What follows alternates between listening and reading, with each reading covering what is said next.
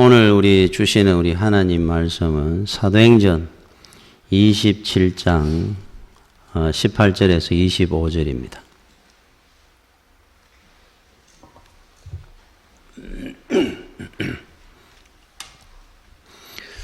우리가 풍랑으로 심히 애쓰다가 이튿날 사공들이 짐을 바다에 풀어버리고 사흘째 되는 날에 배의 기구를 그들의 손으로 내버리니라.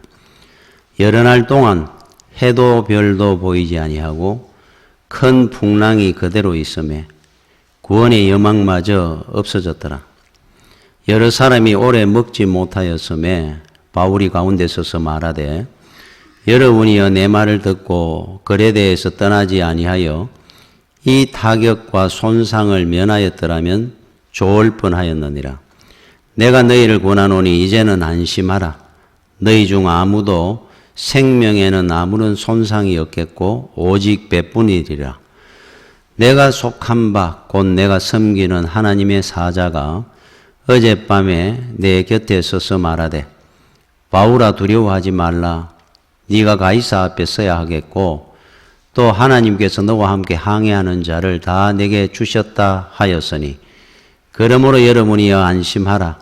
나는 내게 말씀하신 그대로 되리라고 하나님을 믿노라.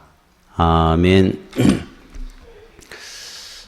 그 알란 칼시스라고 하는 철학자가 헬라 철학자가 있었다고 합니다. 이 사람은 당시에 이동 수단이 비행기가 없던 시절이니까 주로 바다를 건널 때는 배를 씁니다. 그 당시 배가 얼마나 참 열악한 조건이었겠습니까?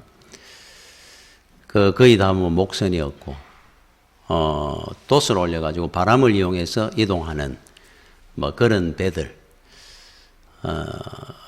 그런 배를 이래 탈 때마다 이분은 배 나무에 두께를 손으로 이래 얹어서 잰다 그래요. 그러면은 한 3마디 두께, 한 이 정도 안 되겠습니까, 나무가? 3마디, 4마디 어떤 두께를 이래 재면서 그냥 철학적으로 그런 이야기를 하는 겁니다. 참, 이 나무, 내 손가락에 서너 마디가 되는 이 나무를 두고 나와 죽음의 거리구나. 그 배라는 그 안에 들어가 있는 삶입니다. 생명. 요 밖에 뚫히면은 죽습니다.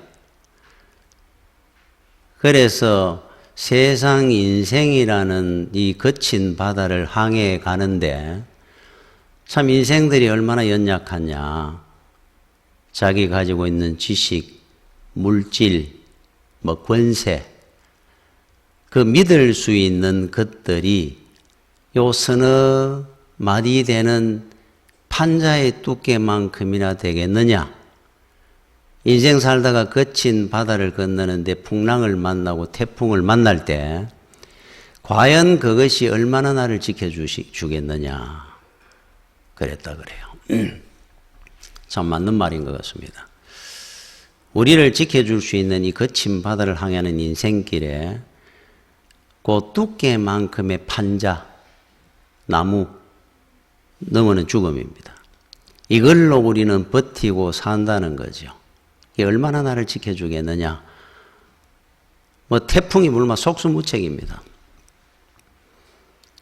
그러다 보니까 옛날에 이제 배를 항해하다가 태풍을 만나면은 심지어 이제 바람을 맞는 이 돛을 찢어버리기도 막 밀려다니니까 오히려 더 위험합니다. 또 돛대를 찍어가지고 꺾기도 한다 그럽니다. 이게 잘못 꺾이면은 배가 파손되기 때문에 그 안에 있는 짐이라든지 기구를 일단 다 버립니다. 가볍게 하기 위해서. 사는 방법이 그게 최선입니다. 그 이상에 할 수 있는 것은 없어요. 이제 하나님의 뜻에 그 인생을 맡기겠죠.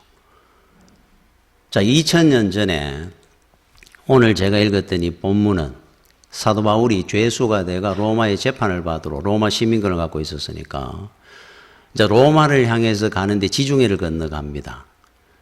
이제 출발을 해가지고 갈 때 제일 먼저 정착했던 이제 섬이 그레데 섬이라는 곳이에요. 거기 미항이라고 하는 작은 항구에 첫 번째 진짜 정박을 하게 됩니다. 했을 때 그때가 이제 시기가 겨울입니다. 그때 바울이 죄수가 이제 그런 말을 한다는 겁니다. 거기에는 화물을 실은 짐의 주인들도 있고 선주도 있고 선장도 있고 선원들도 있는데 지금 이 사람은 죄수입니다. 묶여가는 거예요. 로마의 가이사에게 복음을 전해라고 하나님께서 사명을 주고 로마로 데리고 가는 길입니다. 하나님께서. 죄수가 되니까 군인들이 지켜줘감이 데리고 가잖아요. 안 그러면 혼자 몸으로 갈 수 있었겠습니까? 죽이려고 하는 사람도 그래 많았는데. 참 하나님의 지혜입니다. 자, 데리고 가는 중에 바울이 말을 하는 겁니다. 지금 움직이면은 이 겨울에 풍랑도 심하고 태풍이 올 수도 있고 이런 상황에 가는 것은 상당히 위험합니다. 여기서 한 두세 달 겨울을 나고 봄이 되거든 출발합시다. 건의를 한 거예요. 사실은 그러면 안 듣겠죠. 죄수의 한 사람이 그런 이야기를 한다고 그 경험 많은 선장이 선주가 지금 돈도 벌어야 될 사람들이. 그리고 또 하나는 이 미양이라는 곳은 아주 작은 항구입니다. 한 두세 달 보내기가 굉장히 지루하고 힘든 곳이었을 거예요. 근데 이제 그 한 칸 더 가면은 조금만 더 가면 베닉스라는 항구가 있는데 거기는 아주 큰 항구입니다. 거기 가면 훨씬 편하게 지낼 수가 있다는 거죠. 그러니까 그 사람들은 한마디로 이걸 묵살하고 베닉스로 가자. 이제 출발을 시킵니다. 그 사람들이 뭐 다수에서 가는 거리고 바울은 아무 힘도 없는 죄수니까 결정이 나버렸어요. 가는 중에 일어난 일들입니다. 제가 전체를 다 읽지 않았습니다만은 유로아굴로라고 하는 큰 태풍을 사도 바울의 말처럼 만난 겁니다. 이제는. 광풍이라 표현을 했어요. 얼마나 큰 태풍을 만났는지 살 길이 없어진 겁니다. 그 당시에 탔는 승객이 276명. 그런 거 보면 그 당시에는 아주 큰 배였던 것 같아요. 큰들 요즘 배에 비하겠습니까? 276명 승객들이 있고 선장이 있고 선원들이 있고 이 배입니다. 자, 그 상황이 얼마나 급박했는지 요 앞에 보면은 15절에 배가 밀려 바람을 맞추어 갈 수 없어. 이제 바람을 딱 이래 조정해 가잖아요. 갈 수 없어 가는 대로 두고 쫓겨가다가 이제 막 밀려 다니는 겁니다. 이리 불마 절로 가고 저쪽으로 이제 조정이 안 됩니다. 그 상황이 얼마나 두려웠겠습니까? 여러분 바다에 가면은 정말 두렵습니다. 안 그런 분들도 있겠지만은 저는 이 배를 타가 큰 바다를 지나갈 때 굉장히 두려워요, 늘. 이래 바다 속을 이래 볼 때마다. 야, 이 조그마한 정말 이래 편줍니다. 이 바다라는 시커먼 그 많은 물 위를. 그래서 그 상황에 태풍이 불어가 막 휘청휘청거리는 그 상황을 한번 생각해 보십시오. 배가 올라갔다 꽝꽝 떨어지는 상황인데. 자, 그 상황에 할 수 있는 것이 없는 겁니다. 그래서 이제 자기들이 살려고 하는 방법은 이게 다입니다. 18절부터. 우리가 풍랑으로 심히 애쓰다가 이튿날 사공들이 짐을 바다에 풀어버리고 이제 짐 던지기 시작하는 거예요. 그 짐이 자기들이 전 재산이기도 하고 그것 때문에 열심히 인생을 살아왔던 사람들이 로마에 가 돈 안 벌어보겠다고 돈 많은 걸 투자해가 가지고 가는 길인데 이제 다 버리는 겁니다. 사흘째 되는 날에 배의 기구를 그들의 손으로 내버리니라. 키까지 뽑았다 그러니까 되게 다급하면은 다 버리는 겁니다.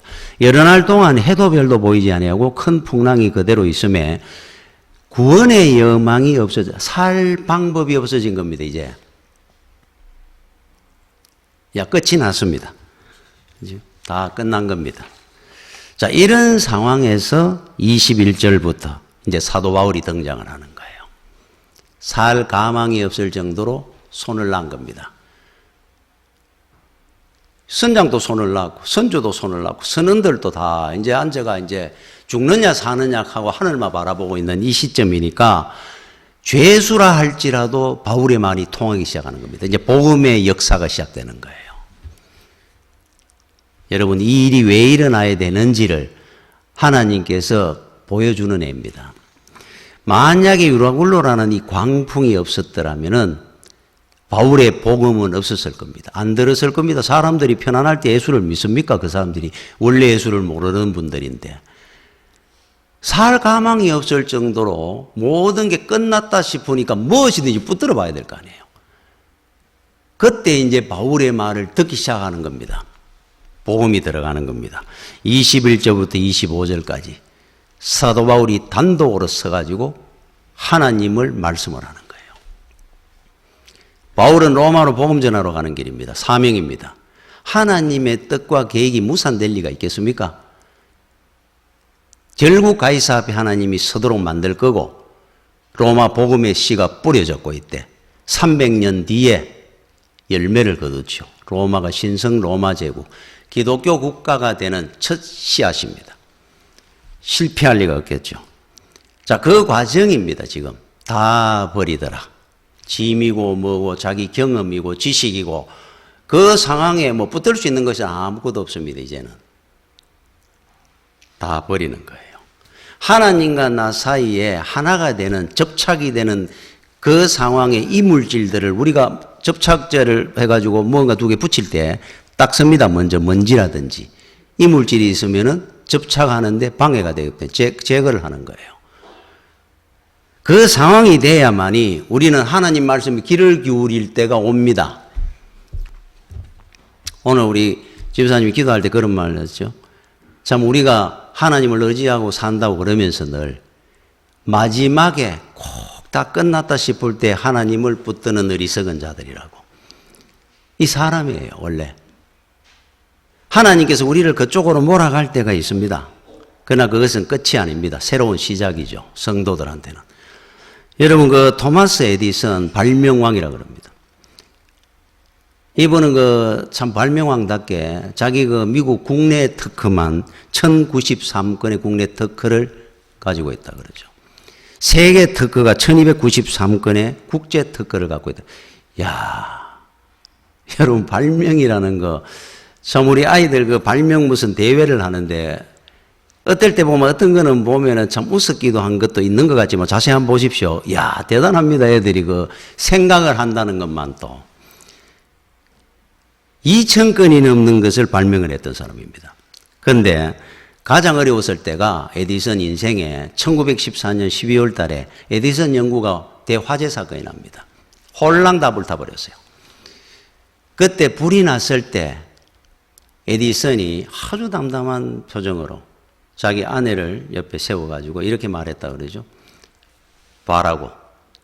그간의 나의 오류가 저 불길 속에 다 불타 없어지고 있다. 그리고 이제는 나는 새롭게 시작할 일만 남았소. 그랬다 그래요. 진짜 이 대화재 사건 홀랑 다 불탔습니다. 모든 연구 데이터하고 도구가, 장비들이. 그런데 14일 후에 정확하게 불 나간 이후로 축원기를 발명을 합니다. 에디슨이. 대단하지 않습니까? 그래서 여러분, 현명한 사람은 위기가 올 때 위험만 오는 것이 아니라 기회도 함께 온다는 것을 아는 사람이 현명한 사람입니다. 대부분 세상에 승리하는 사람들 보면은 위기 속에 일어난 사람들이에요. 거기서 주저앉고 포기한 사람들은 세상에 승리한 예가 없습니다. 그래서 오늘 이 복음이 이제 전해지기 시작하는데 하나님께서 왜 인생에 이런 위기를 만드느냐 이유를 오늘 가르쳐 주는 내용입니다. 22절에 이렇게 말씀합니다. 내가 너희를 권하노니 이제는 안심하라. 너희 중 아무도 생명에는 아무런 손상이 없겠고 오직 배뿐이니라. 이제는 안심하라 그럽니다. 이제는. 지금까지 너희들이 갖고 있던 그 교만, 욕심, 물질, 의지하던 것들 그거를 이미 이제 다 버리고 났으니까 오히려 너희들은 안심할 때가 왔다 가르칩니다. 왜 그렇습니까? 하나님을 만날 때니까. 세상에 소중하게 여기던 것들을 버리고 나보십시오. 이제 없습니다. 아무것도. 오로지 하나님 한 분밖에 볼 기회가 없어요. 그거를 두고 하나님께서는 오히려 다행이라고 말씀하고 있습니다. 안심해라. 이제는 끝났다. 너희들의 방황은. 이제 새로운 시작이 될 것이라는 거예요. 하나님의 작품입니다. 그래서 여러분들이 인생 살다가 광풍을 만납니다. 고난이 있습니다. 실패합니다.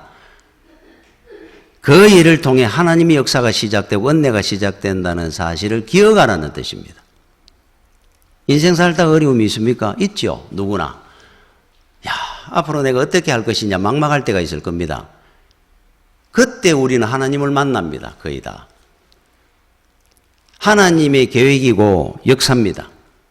아픔이 있다고 주저앉는 거 아닙니다. 여러분, 1983년에 우리나라 남북 이산 가족 찾기가 있었죠. 온 나라가 울고 함께 기뻐했던. 제가 생각해도 그 당시 7살, 10살, 나이가 들어가지고 헤어진 사람은 얼굴을 기억할 거 아닙니까? 기억력도 있고. 그런데 7살, 5살, 8살, 10살, 그 나이 되던 사람들이 피난 오다가 어머니 손 떨어뜨려가 고아돼 버려가지고 30년이 지나고 난 뒤에 부모 형제를 찾는다고 나온 겁니다. 저는 어느 정도까지 기억을 할까 생각을 하니까 제가 7살 때의 기억도 잘 정확하게 안 나요. 저는 한 8살쯤부터 좀 납니다. 그런데 뭘로 확인해가 찾느냐? 얼굴도 변해버리고 한 30년 지나고 나니까 30대, 40 다 된 사람들이 만나가지고 형제를 찾고 동생을 찾고 딸을 찾는 겁니다. 전부 묻는 것이 이런 겁니다. 그때 우리 동네 입구에 큰 느티나무 있었는 거 기억나나? 느티나무 거의 많이 있어요. 그러면 생각을 하다가 기억난다 그럽니다. 우리 집 조금에 떨어져가 방앗간이 있었는데 그 방앗간에서 놀던 기억, 전부 이런 이야기를 합니다. 그러면서도 서로 확신을 못 가져가지고 전부 하면서 한 번 더 보고 또 보고 제일 확실한 증거가 있었죠. 그런 것보다 흉터입니다. 흉터.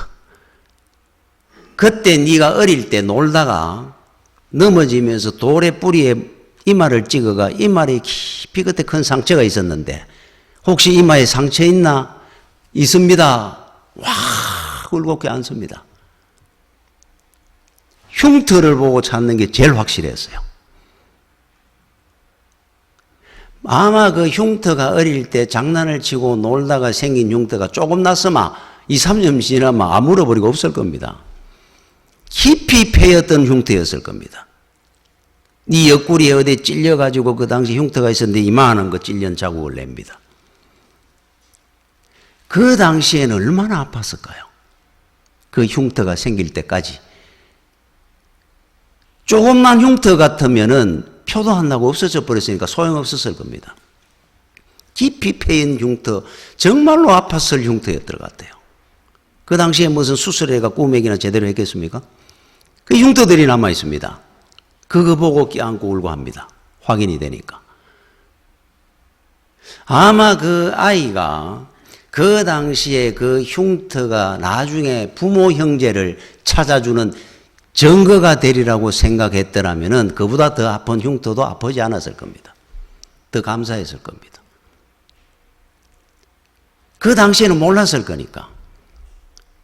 왜 이런 일이 있느냐 그러고 아이고 왜 이런 일이 니한테 있어가 이런 큰 흉터가 생겨가지고 얼굴을 버려놨구나 그러면 걱정을 했을 건데 그 흉터 때문에 부모를 만나고 찾았는 겁니다. 똑같은 원리입니다. 여러분들이 살아가다가 어려움이 있습니까? 그 아픔이 앞으로 10년, 20년 뒤에 여러분을 더 복되게 하고 은혜롭게 하는 더 귀한 것들이 되기 때문에 그냥 살짝 지나가는 표가 안 납니다. 하나님께서 그 큰 상처를 여러분들한테 혹 아픔을 주실 때가 있어요. 그것 때문에 여러분이 사는 길이 열리도록 만들어 줄 겁니다. 그 아픔이 있기 때문에. 여러분 그 소망교회 울로 목사님 곽선희 목사님이 그분은 이북분입니다. 이북에서 혼자 피난 온 분이에요. 그 당시에 피난 올 때 할머니 계셨고 홀어머니 계셨고 아버지는 총살 당하셨다 그러니까 혼자 있는데 피난 올 상황이 아니지 않습니까? 그래서 자기는 죽어도 안 간다 그랬다 그래요. 나이가 한 20살 됐을 텐데 어머니 할머니 두 분밖에 없는데 어떻게 두고 떠납니까? 자기 살겠다고. 그때 어머니가 붙들고 이놈아 사는 게 효도하는 거리다 하도 밀어내가 밀려가 내려왔다 그러잖아요. 자, 그런데 참 이북분들이 그 생활력이 정말 강한 모양이에요. 그 같은 고향에 어릴 때 같이 학교 다니고 놀던 친구가 그 당시에 4명이 내려왔다 그럽니다. 내려와가지고 지금 또 한 번씩 만난다 그래요. 4명이. 그런데 4명이 어떻게든 또 그렇게 다 잘 됐다 그럽니다. 목사님이고, 한 분은 대학 교수 하셨고, 또 한 분은 어떤 사업을 했는데 굉장히 잘 돼가지고, 또 한 분은 그냥 장사하는 분인데 장사해가 그렇게 돈을 많이 벌었다 그래요. 자, 이제 내 친구가 한 번씩 이래 만난다 그럽니다. 만나면은 전부 하나같이 참 피난 오면서 가족하고 온 분도 있고, 곽선임 목사는 혼자 왔으니까. 내려와가지고 얼마나 큰 환란이었습니까? 그 당시에 피난 오느라고. 고생은 또 얼마나 했습니까? 그런데 네 사람이 만나면은 똑같이 하는 말이 있다 그럽니다. 참 니나 내나 이북에 우리 고향에 편하게 살았으면 지게 지고 농사나 지고 살았을 건데 뭐 안 그렇겠습니까? 뭐 유학이나 가봤겠느냐? 갈 생각도 안 했을 거고, 뭐 곽선임 목사님도 집이 거의 천석군이었다 그러는데 그냥 집에 살았겠죠. 편하게. 니도 그랬을 거고.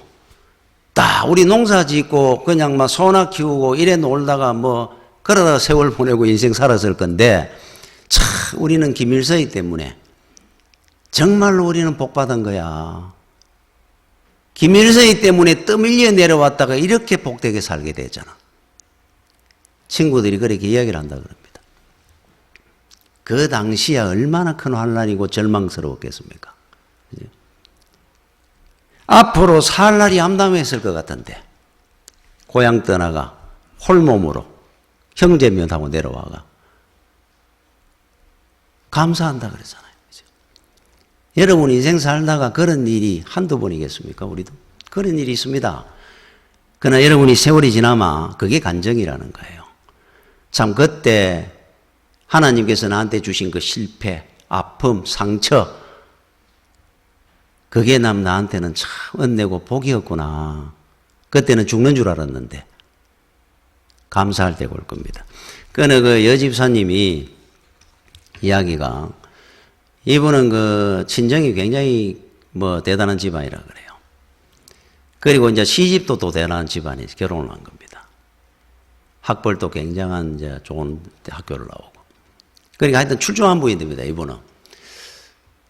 그러다 보니까 평생 살면서 자기 나름대로는 뭐 안 그렇다 그래도 서서히 뭐 교만해지지 않겠습니까? 그 정도 되면. 남편 대단하다 그래요. 그러다 보니까 이제 사람들 앞에 살면서 어느 한 번도 고개 숙이 본 적 없고, 미안합니다, 죄송합니다 말을 입에 한번 해본 적 없다 그럽니다. 교만한 거죠. 잘났으니까. 그런데 한 50쯤 됐을 때 소화가 잘 안 돼가지고 병원을 갔는데 진단을 받았더니만은 암이라는 겁니다. 생각지도 않은 일이 생긴 거예요.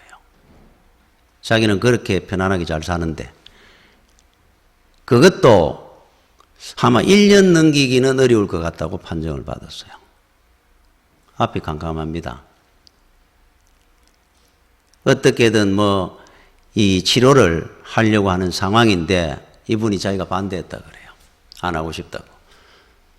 1년 안 간다 그러면 이미 끝난 거지. 내가 지금 한다고 해서 살아날 확률이 얼마나 있겠느냐.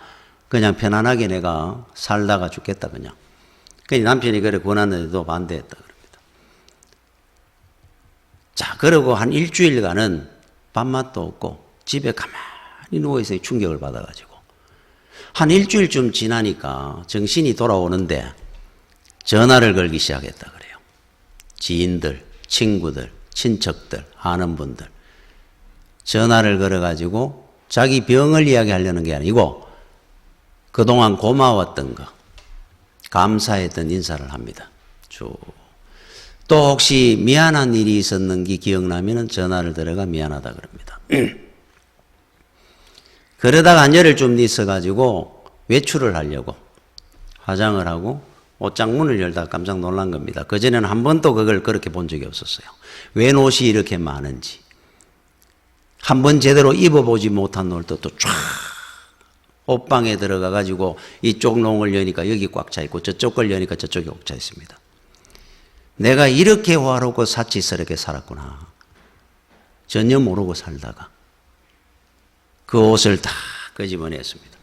가는데 뭐 이제는.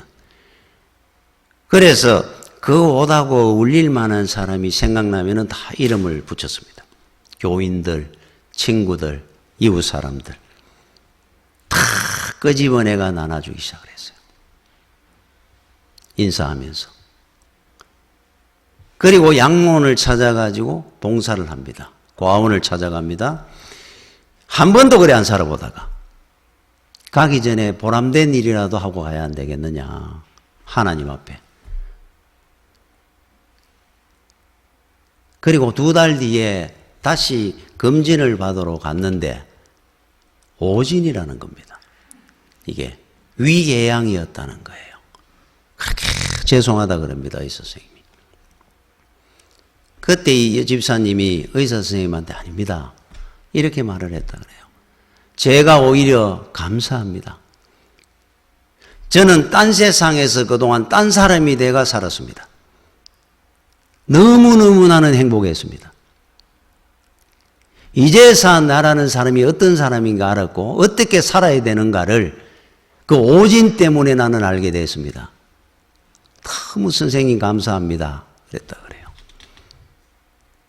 우리한테 하나님께서 버리게 하실 때가 있습니까? 실패하게 만들 때가 있습니까? 여러분 인생에 아픔이 있을 때가 있습니까? 이유가 있습니다. 여러분의 신앙을 새롭게 하기 위함이고 여러분들을 새롭게 다지고 만들기 위한 과정일 뿐입니다. 그거는 우리가 낙심할 일이 아니고 하나님 앞에 감사할 제목들입니다. 왜 잃어버렸다고 생각을 합니까? 내가 판단하지 마십시오. 하나님의 눈으로 하나님의 뜻을 볼 줄 아는 믿음의 눈을 가져야 되는 이유입니다. 제가 에포케 하는 말을 했죠. 너희는 가만히 있어서 하나님의 하시는 구원의 역사를 보라. 모세가 이스라엘 백성들한테 홍해 앞에서 했는 말입니다. 전부 죽는다 그러고 원망하고 불평하니까 가만히 서서 아무것도 하지 말고 판단하지 말고 네가 에포케 판단 중지 하는 뜻이에요. 하나님이 하시는 일을 보는 겁니다. 이제는 세상에 여러분들이 지금 이제는 이 말 저 말 들을 필요가 없습니다. 선주의 말을 들을 필요도 없고 선장의 말을 들을 필요도 없고 거기에 사는 성객들 중에 박사도 있을 거고 대단한 사람들도 있을 겁니다. 그 사람들이 이제 속수무책입니다. 할 수 있는 게 내 인생에 아무것도 못 도와줍니다. 그 사람들은. 하나님의 말씀만 들으면 됩니다. 이제는 소망은 하나님밖에 없습니다. 하나님 말씀에 여러분 인생을 걸어야 됩니다. 아직도 세상을 바라본다면은 여러분들의 그 광풍은 끝나지 않을 겁니다. 하나님을 바라봐야 돼요. 다른 말 들을 필요 없습니다. 한 분밖에 없습니다. 여러분 폴란드에 한 시골 소년이 피아노를 너무 좋아해가 어릴 때부터 열심히 피아노를 쳤습니다. 배웠습니다. 피아노로 한번 성공해보고 싶어 했습니다. 그런데 15살, 16살 되면서 선생님 만나는 선생님들마다 전부 한 사람같이 부정적으로 말하는 겁니다. 너는 손가락이 짧고 굵어가지고 피아노하고는 너는 안 맞는 것 같다. 소질이 없어. 그래서 만약에 다른 악기를 하고 싶으면 다른 악기를 해라. 아니면 다른 쪽으로 네가 가는 게 나을 것 같다. 똑같이 이야기를 하는 거예요. 이 아이는 피아노가 너무 좋은데 그동안 그렇게 열심히 쳐왔는데 얼마나 낙심이 되고 절망이 되겠습니까? 그래도 뭐 우리가 볼 때는 자기 뭐 전문가들이 볼 때 그런지 몰라도 우리한테는 잘 치죠. 보통 사람들 보기에는. 그만큼 오래 어릴 때부터 쳤으니까. 그 이웃에 어느 뭐 잘 사는 집에 만찬을 하는데 이 소년을 압니다. 그 이웃 사람이니까. 그래서 불러가 아르바이트로 그냥 용돈을 좀 주면서 네가 와서 피아노를 한번 쳐달라 그랬어요. 연주를. 그래서 만찬을 하니까 여러 손님들이 많이 왔습니다. 그 집안에. 그래서 가가지고 용돈을 받고 피아노를 친 겁니다. 피아노를 열심히 다 연주를 하고 인사를 하는데 신사 한 분이 옆으로 오더니만은 너는 피아노에 소질이 있구나. 앞으로 열심히 해라. 너는 피아노로 대성할 수 있는 기질이 보인다. 그러면서 가시는 거예요. 근데 누군지 몰랐죠. 그냥 감사합니다. 그런데 옆에 한 분이 와서 이야기를 합니다. 너 저분이 누군 줄 아느냐? 누군데요? 저분이 바로 세계적인 피아니스트 루빈스타인이라는 분이다. 깜짝 놀란 겁니다. 이름만 듣고 알던 그 사람의 곡만 쳐보다가 루빈스타인이라는 사람을 직접 본 겁니다. 그분이 자기 보고 소질이 있다는 거예요. 여태까지 많은 사람들이 소질이 없다 그랬는데 너는 열심히 하면 너는 대성할 수 있다는 겁니다. 하루에 7시간씩 열심히 피아노를 친 겁니다. 대성한 세계적인 피아니스트 작곡가가 됐습니다. 그 사람이 누군지 압니까? 얀 파데레프스키라는 분이에요. 폴란드가 난 세계적인 피아니스트입니다. 이 사람은 또 신기하게도 정치를 해가지고 수상까지 된 분이에요. 이분은 딱 한마디를 합니다. 루빈스타인이 내보고 저보고 너는 소질이 있다 그러면은 끝난 거 아니냐는 거예요. 내 인생을 걸만한 거 아니겠습니까? 이래 얘기를 했어요. 루빈스타인이 소질이 있다는데 뭐 10사람 100사람이 소질이 없다 그래도 그러면 거기에 내 인생 걸만하지 않습니까? 성공했던 분입니다. 여러분들이 인생에 어떤 상황이 오든 어떤 어려움이 오든 다른 이야기 들을 거 없습니다. 한 분 말씀만 들으면 돼요. 25절에 참 은혜롭고 귀한 말씀이 나옵니다. 그러므로 여러분이 안심하라. 나는 내게 말씀하신 그대로 되리라고 하나님을 믿노라. 하나님의 말씀이 나한테 주어진 창세기부터 요한계시록까지 여러분이 믿는 그대로 하나님은 이루어져 가실 줄로 믿습니다. 이 믿음입니다. 하나님만 믿으면 됩니다. 안심하라 그러잖아요.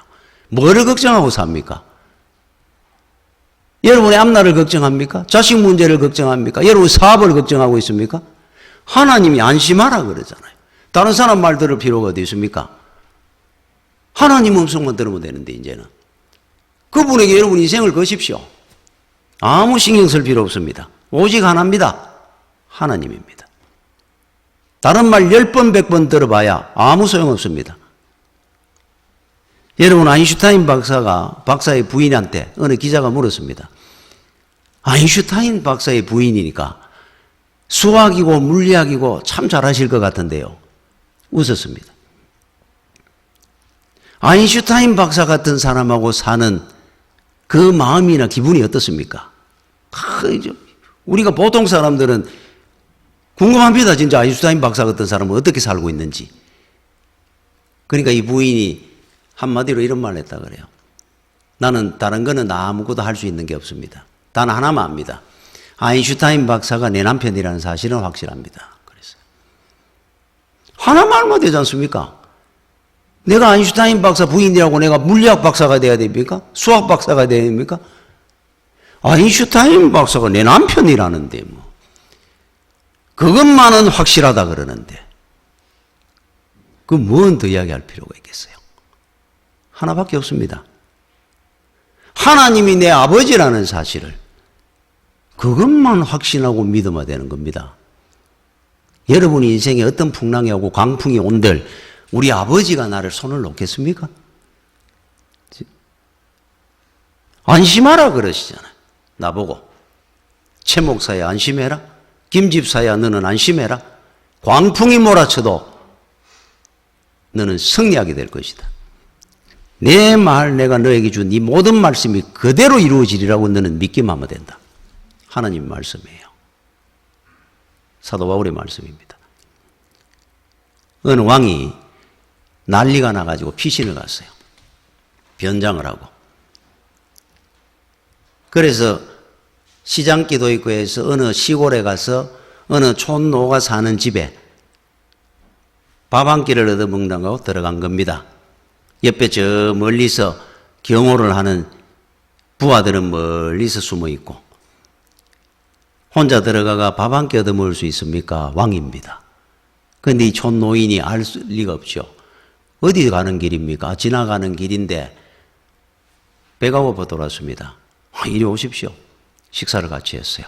된장하고 앉아가. 너무 맛있게 먹었습니다. 좀 쉬어갈 수는 없겠습니까? 쉬십시오. 저 건너방이 비어 있으니까. 하루가 지났습니다. 이틀이 지났습니다. 물어보지도 안 하고 아침만 되면 밥 주고, 점심 되면 밥 대접하고, 또 밤잠 자고, 놔두는 겁니다. 이분은. 자기 일 열심히 하고 사는 거예요. 그러기를 한 보름 있다가 난리가 다 이제 조용해지고 궁궐로 돌아간 겁니다. 그동안 고마웠습니다.